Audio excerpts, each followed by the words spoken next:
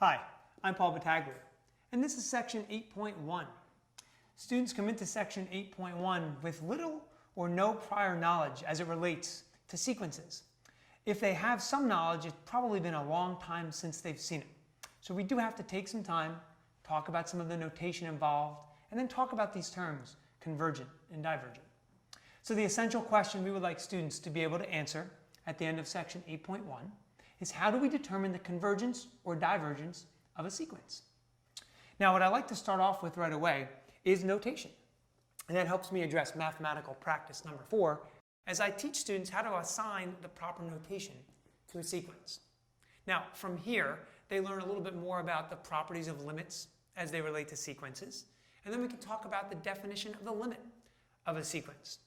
And I'll spend some time at this point talking a little bit about what we're looking for. What are the requirements for a sequence to converge? So for instance, I'll a lot of times use the phrase, we're looking for the sequence to quote unquote settle down. And then graphically, I'd like to show them how we're looking for that horizontal asymptotic property, that as we plot out the terms of the sequence, they start to so-called level off. That's the kind of behavior we're looking for if we're going to see a sequence possibly converge. Now, from here, what we'll do is we'll ask students to find a formula for the nth term of a sequence. So examples 6 and 7 do a fantastic job of walking students through this. But what I've found is that sometimes a table actually helps them out.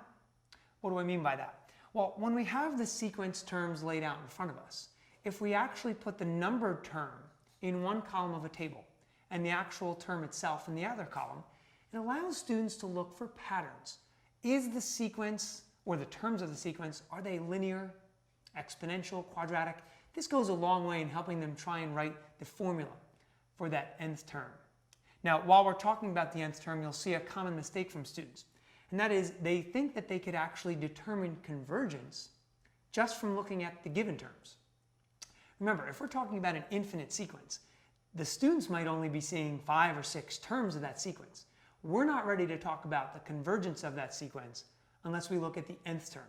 And so that's why getting the formula for that nth term is so important.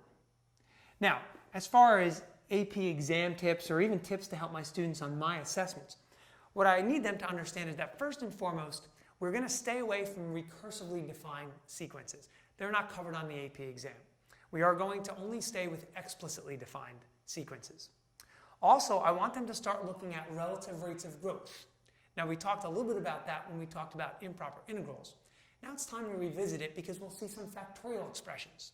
Students should understand that a factorial expression always grows faster than an exponential function. I hope these tips have been helpful, and I'm sure you'll find much success in section 8.1.